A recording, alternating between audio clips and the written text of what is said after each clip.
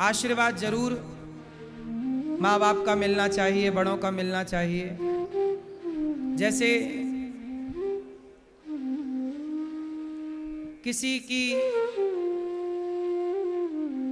उम्र कम है और उसे सबका आशीर्वाद दिलाया जाए तो सब लोग क्या कहते हैं?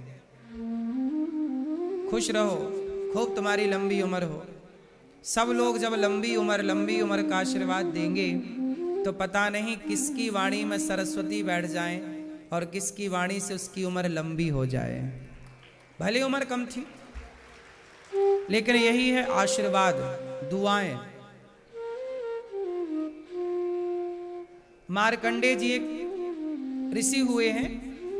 उनकी कथा आती है कि जब उनका जन्म हुआ तो उनके माँ बाप ने चिंतित होकर के भगवान शिव से कहा कि प्रभु, हमें लग रहा है कि हमारे बच्चे की आयु बहुत कम है, क्योंकि उनके पिताजी बहुत बड़े ज्योतिष के ज्ञानी थे।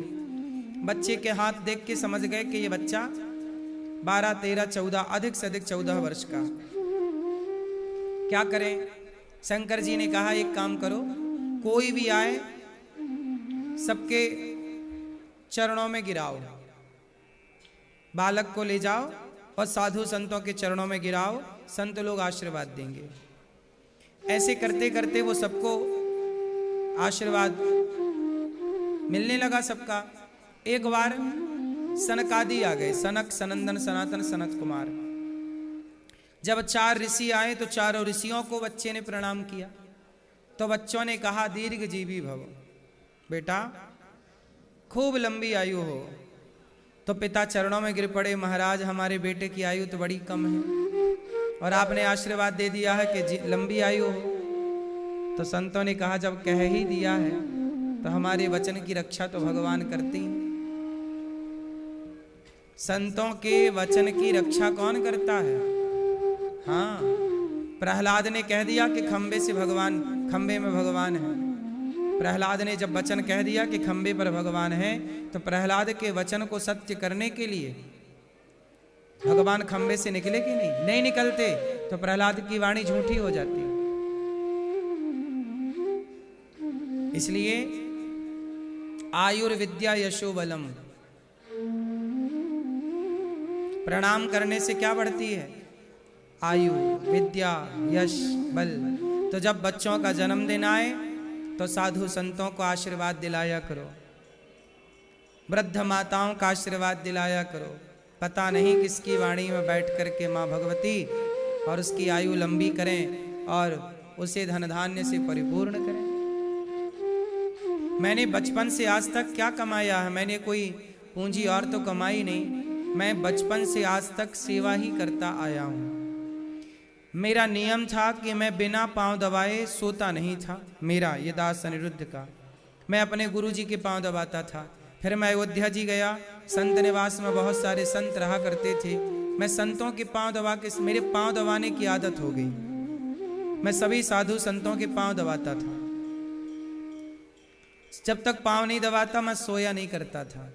जब मैं पांव दबाऊं ना बूढ़े बूढ़े संतों के, वो उनके रोम रोम से आशीर्वाद निकला करता था मेरे लिए।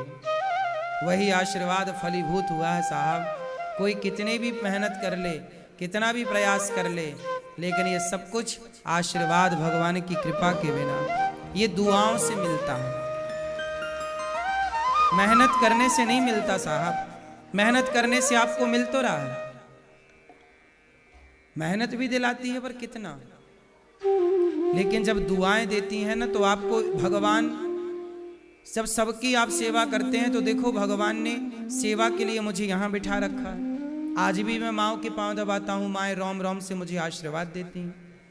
कौन सी कमाई करता हूँ मैं? आशीर्वाद कमाता हूँ, दुआएं कमाता हूँ। बात सही है कि गलत है? आप लोग भी तो मुझे दुआएं देते हैं। जो लोग गौरी गोपाल आते हैं और जो गौरी गोपाल की सेवाओं को देखते हैं ना, एक बार दिल से जरूर दुआएं देख के जाते हैं कि यहाँ काम बहुत अच्छा हो रहा है, माताओं की सेवा अच्छी हो रही है, यहाँ सबको भोजन की व्यवस्था निःशुल्क हो रही है, बढ़िया हो रहा है।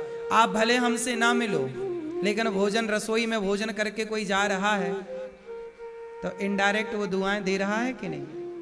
बोलो, किसे दे रहा है दुआएं? आप लोगों को, कि आप लोगों के कारण वहां पे अन्न क्षेत्र बढ़ता है, सब भोजन करते हैं। तो उस दुआओं में से थोड़ी सी दुआ 1% मेरे पास भी आती होगी। तो ये है, पैसे सब कमाते हैं, थोड़ा दुआएं कमाओ, आशीर्वाद कमाओ। फ्री में मिलता है आशीर्वाद। माँ को पाँव पड़ोगे, माँ के प्रणाम करोगे, पिता को अपने आप फ्री में क्या मिलेगा। दादी को प्रणाम करोगे फ्री में, इसका कोई चार्ज नहीं है। आप मौसा जी को प्रणाम करो, अपने आप आशीर्वाद। कोई साधु संत को प्रणाम, महाराज जी प्रणाम, चरण गिर जाओ, बेटा खुश रहो, कुछ नहीं, आप 1 रुपया मत देना, लेकिन आशीर्वाद क्या मिलेगा आपको फ्री में। हाँ या ना। कोई ब्राह्मण है, प्रणाम कर लो, फ्री में मिल रही है। लेकिन आज की विडंबना देखो, जो आशीर्वाद, जो दुआएं फ्री में मिल रही हैं, लोग झुकना भी भूल गए कि झुक करके वो प्रणाम करके आशीर्वाद ले लें फ्री का। इतना भी नहीं हो रहा। सही है कि गलत है? हमने खूब आशीर्वाद लिया है, आज भी लेते हैं। संतों की खूब सेवा की है, मेरी माँ खूब सेवा की है, जितनी बन पड़ी शरीर से। मैं जब छोटा था बहुत सेवा करता था, आज भी भगवान ने सेवा में ही लगा रखा है। देखो, सेवा करता था तो भगवान ने सेवा दे दी, लेकिन फॉर्मेलिटी नहीं है। तब भी आज भी, तब भी भाव से करता था, आज भी। हम तो ये बातें केवल इसलिए बता रहे हैं कि आप भी सेवाएं करो, निस्वार्थ निष्कपट भाव से करो, तो फल ना मिले तो बताना, परिणाम ना आए तो बताना।